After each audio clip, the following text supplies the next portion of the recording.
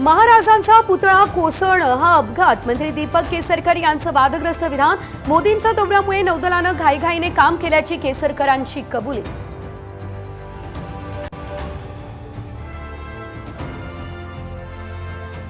तीन वर्षांचं काम 6 महिन्यांमध्ये केलं. शिवरायांचा पुतळा कोसळल्यानंतर मूर्तिकाराची मुलाखत. जितेंद्र आव्हाड यांच्याकडून ट्विट.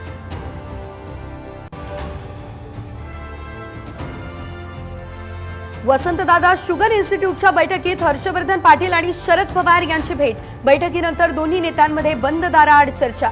फडणवीसांच्या निर्णयाकडे लक्ष. भेटीनंतर हर्षवर्धन पाटलांची प्रतिक्रिया.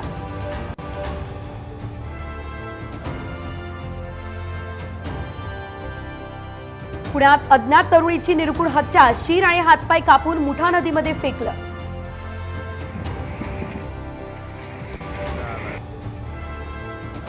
मुख्यमंत्री शाळेत पहारा देत बसणार का? बदलापूर अत्याचार घटनेवरून शिंदेंचे आमदार संजय गायकवाड यांची असंवेदनशील प्रतिक्रिया.